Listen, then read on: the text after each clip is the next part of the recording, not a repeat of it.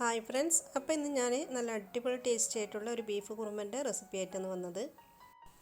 ഈ ഒരു കുറുമ എന്തിൻ്റെ കൂടെ കഴിക്കാൻ നല്ലൊരു കോമ്പിനേഷനാണ്. അപ്പോൾ നമുക്ക് ഇതെങ്ങനെയാണ് ഉണ്ടാക്കുന്നത് നോക്കാം. പിന്നെ അതുപോലെ തന്നെ ഞാൻ ഇതിനു മുമ്പ് മട്ടൻ കുറുമൻ്റെ വീഡിയോ ഇട്ടിനി. അപ്പോൾ ഏകദേശം അതെല്ലാം പോലെ തന്നെയാണ്, പക്ഷേ ഇത് ചെറിയൊരു മാറ്റം. പിന്നെ ഞാൻ ഇതിൻ്റെ കൂടെ കഴിക്കാൻ വേണ്ടിയിട്ട് ഇതള റൊട്ടിയാണ് ഉണ്ടാക്കിയത്. ഇതള റൊട്ടിൻ്റെ വീഡിയോ ഞാൻ ഇതിന് മുമ്പ് ഇട്ടിനി. അപ്പോൾ അത് കാണാത്തതുകൊണ്ട് അത് കണ്ടു നോക്കാം. ഇതള റൊട്ടിൻ്റെ മട്ടൻ കുറുമൻ്റെ എല്ലാം വീഡിയോൻ്റെ ലിങ്ക് ഞാൻ താഴെ ഡിസ്ക്രിപ്ഷൻ ബോക്സിൽ കൊടുക്കുന്നുണ്ട്. അത് കാണാത്തതുകൊണ്ട് പോയി കണ്ടു നോക്കാം കേട്ടോ. അപ്പോൾ ഇത് ഞാൻ ബീഫ് കുറുമ ഉണ്ടാക്കാൻ വേണ്ടിയിട്ട് 1 കിലോ ബീഫാണ് എടുത്തത്. ബോണോട് കൂടിയിട്ടുള്ള ബീഫ് തന്നെയാണ് ഞാൻ എടുത്തത്. ബോണോട് കൂടിയിട്ടുള്ള ബീഫ് എടുക്കുമ്പോൾ നല്ല ടേസ്റ്റാണ് കറിക്ക്.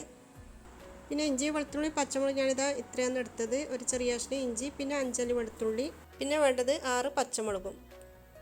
ഇനി ഈ കറി നമുക്ക് എങ്ങനെയാണ് ഉണ്ടാക്കുന്നത് നോക്കാം. അതിന് വേണ്ടിയിട്ട് ഞാനിതാ ഒരു കുക്കർ അടുപ്പിലേക്ക് വെച്ചിട്ടുണ്ട്. കുക്കർ ചൂടാൻ ശേഷം ഇതിലേക്ക് 3 ടേബിൾ സ്പൂൺ ഓയിൽ ഒഴിച്ച് കൊടുക്കാം. ഓയിൽ ചൂടാൻ ശേഷം ഇതിലേക്ക് ഒരു ചെറിയ കഷ്ണം പട്ട, പിന്നെ അതുപോലെ തന്നെ 2 ഏലക്കായ, 2 ഗ്രാമ്പു ഇട്ട് കൊടുക്കാം.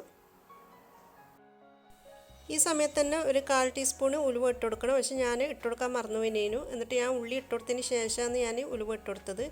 ഉള്ളി അങ്ങോട്ട് നീക്കിയതിന് ശേഷമാണ് കുറച്ച് ഉലുവ ഇട്ട് കൊടുത്തത്, 1/4 ടീസ്പൂണ്. ഉലുവ ഇട്ട് കൊടുക്കുമ്പോൾ നല്ല ടേസ്റ്റാണ്. പിന്നെ അതുപോലെ തന്നെ ഉള്ളി ഞാൻ 2 ഉള്ളിയാണ് എടുത്തത്. 2 മീഡിയം സൈസിലുള്ള ഉള്ളി നീളത്തിന് മുറിച്ചതാണ് ഇട്ട് കൊടുത്തത്. പിന്നെ ഇതിലുള്ള ഉലുവ പൊട്ടിക്കഴിഞ്ഞാൽ ഈ ഉള്ളി നല്ലോണം ഒന്ന് വാട്ടിയെടുക്കാം. പിന്നെ ഉലുവ ഇട്ട് കൊടുക്കുമ്പോൾ പട്ടയും ഗ്രാമ്പും ഏലക്കായ ഇട്ട് കൊടുത്തിട്ടില്ല. ആ സമയത്ത് തന്നെ ഇട്ട് കൊടുത്തത് കേട്ടോ. ഞാൻ പിന്നെ മറന്നുപോയതുകൊണ്ടാണ് ഉള്ളി ഇട്ട സമയത്ത് ഇട്ട് കൊടുത്തത്. ഈ ഉള്ളി പെട്ടെന്ന് വാടിക്കിട്ടാൻ വേണ്ടിയിട്ട് നമുക്ക് കുറച്ച് ഉപ്പ് ചേർത്ത് കൊടുക്കാം. അങ്ങനെ ഈ ഉള്ളി നല്ലോണം ഒന്ന് വാട്ടി കൊടുക്കാം. ഉള്ളി അങ്ങനെ ബ്രൗൺ കളറാക്കിയിട്ട് എടുക്കണ്ടേ, നല്ലോണം ഒന്ന് വാട്ടി കൊടുത്താൽ മതി. ബ്രൗൺ കളറാക്കി കഴിഞ്ഞാൽ പിന്നെ കറിക്കൊരു മധുരമായിരിക്കും ഉണ്ടാകാൻ. അതുകൊണ്ട് ഉള്ളി നല്ലോണം വാട്ടി കൊടുത്താൽ മതി. അപ്പോൾ ഉള്ളി ഇവിടെ നല്ലോണം വാടിയിട്ടുണ്ട്.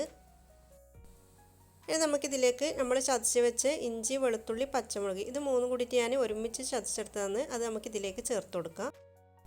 ഇനി ഇഞ്ചിൻ്റെ, വെളുത്തുള്ളിൻ്റെ, പച്ചമുളകിൻ്റെ എല്ലാം പച്ചമുളക് മാറുന്നത് വരെ ഒന്ന് വാട്ടി കൊടുക്കാം. ഇനി നമുക്കിതിലേക്ക് ചേർത്ത് കൊടുക്കേണ്ടത് തക്കാളിയാണ്. ഞാനിവിടെ 2 തക്കാളി ചെറുതായിട്ട് മുറിച്ചത് ഇതിലേക്ക് ചേർത്ത് കൊടുക്കുന്നുണ്ട്.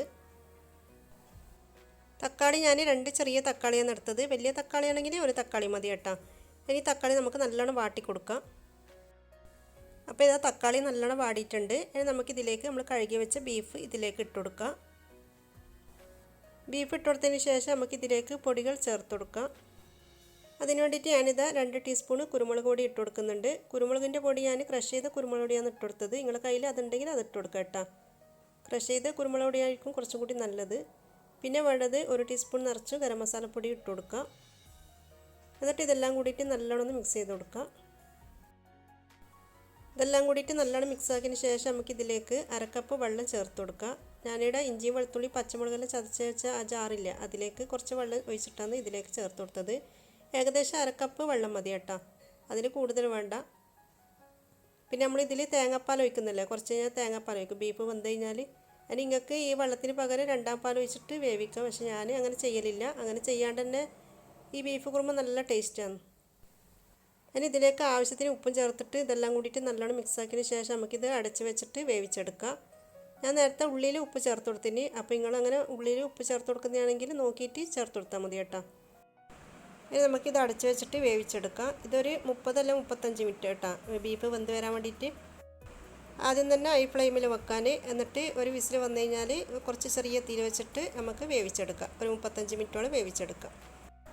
അപ്പോൾ ബീഫ് പോകുമ്പോഴത്തേക്ക് ഞാനിതാ ഇതള റൊട്ടി ചുട്ടെടുക്കുകയാണ് ചെയ്യുന്നത്. ഇതള റൊട്ടിൻ്റെ വീഡിയോ ഞാൻ പറഞ്ഞിട്ടില്ല, ഞാൻ മുമ്പ് ഇട്ടിനി. അപ്പോൾ നിങ്ങൾ എന്തായാലും ഒന്ന് ട്രൈ ചെയ്ത് നോക്കാം. കുറേ ആൾ ഉണ്ടാക്കിയിട്ട് നല്ല അഭിപ്രായം കേട്ടോ പറഞ്ഞത്. അപ്പോൾ പുതിയ സബ്സ്ക്രൈബേഴ്സ് ഉണ്ടെങ്കിൽ എന്തായാലും ഈ ഒരു ഇതള റൊട്ടി ഉണ്ടാക്കി നോക്കാം. അതിനിടയ്ക്ക് നമ്മൾ ബീഫ് ഇവിടെ വെന്തിട്ടുണ്ട്. ബീഫ് നല്ല പാകത്തിന് വെന്തിട്ടുണ്ട്. ഇനി നമുക്കിതിലേക്ക് തേങ്ങാപ്പാൽ ഒഴിച്ച് കൊടുക്കാം. നല്ല കട്ടിയുള്ള തേങ്ങാപ്പാൽ ഒഴിച്ച് കൊടുക്കാം. പിന്നെ ഇതിലേക്ക് തേങ്ങാ പൗഡർ കലക്കിയിട്ട് ചേർത്ത് കൊടുത്താലും മതി. തേങ്ങാ പൗഡർ പിന്നെ അതുപോലെ തന്നെ ടിന്നിൽ കിട്ടുന്നുണ്ടല്ലോ തേങ്ങാപ്പാൽ. അപ്പോൾ ഞാൻ ടിന്നിൽ കിട്ടുന്ന തേങ്ങാപ്പാലാണ് ഇതിലേക്ക് ഒഴിച്ച് കൊടുക്കുന്നത്. അത് നല്ല കട്ടി ഉണ്ടാവും, പക്ഷേങ്കിൽ കുറച്ച് വെള്ളം ചേർത്തിട്ട് കുറച്ച് കട്ടിയോട് കൂടിയിട്ടാണ് ഇതിലേക്ക് ഒഴിച്ച് കൊടുക്കുക. പിന്നെ നിങ്ങൾക്ക് ഇത് രണ്ടും വേണ്ടാന്നുണ്ടെങ്കിൽ തേങ്ങ തന്നെ പാലെടുത്തിട്ട് ചേർത്ത് കൊടുത്താലും മതി കേട്ടോ. ഞാൻ പിന്നെ ഒരു നല്ല എളുപ്പത്തിന് വേണ്ടിയിട്ട് പറഞ്ഞതേ ഉള്ളൂ. ഇനി ഇതിലേക്ക് കുറച്ച് മല്ലിച്ചപ്പും കൂടി ഇട്ടിട്ട് ഇതൊന്ന് മിക്സ് ചെയ്ത് കൊടുക്കാം. ഇനി ചെറുതായിട്ടൊന്ന് തിളച്ച് കഴിഞ്ഞാൽ നമുക്ക് ഇതിൻ്റെ ഫ്ലെയിം ഓഫാക്കി കൊടുക്കാം. പിന്നെ ഈ കറിയിൽ തേങ്ങാപ്പാൽ ഒഴിച്ചിട്ട് നമ്മൾ തിളപ്പിക്കുന്ന സമയത്ത് അങ്ങനെ പിരിഞ്ഞു പോയി അങ്ങനെ ഒന്നും ചെയ്യില്ല കേട്ടോ. നിങ്ങൾക്ക് ഇപ്പം കുറച്ചധികം തേങ്ങാപ്പാൽ കൂടിപ്പോയിട്ടുണ്ടെങ്കിൽ കുറച്ച് കുറുക്കിയെടുക്കണം എന്നുണ്ടെങ്കിൽ അങ്ങനെ ചെയ്തെടുക്കാം. അപ്പോൾ ഇത് നമ്മൾ നല്ല ടേസ്റ്റി ആയിട്ടുള്ള ബീഫ് കുറുമയുടെ റെഡി ആയിട്ടുണ്ട്. നിങ്ങളെല്ലാവരും എന്തായാലും ട്രൈ ചെയ്ത് നോക്കുക, എന്നിട്ട് ഫീഡ്ബാക്ക് അറിയിക്കുക. വീഡിയോ ഇഷ്ടമായിട്ടുണ്ടെങ്കിൽ ലൈക്ക് ചെയ്യുക, ഫാമിലി ഫ്രണ്ട്സിനൊക്കെ ഷെയർ ചെയ്യുക. ചാനൽ ആദ്യമായിട്ട് കാണുന്നവരാണെങ്കിൽ പ്ലീസ് ഒന്ന് സബ്സ്ക്രൈബ് ചെയ്യുക. Thank you.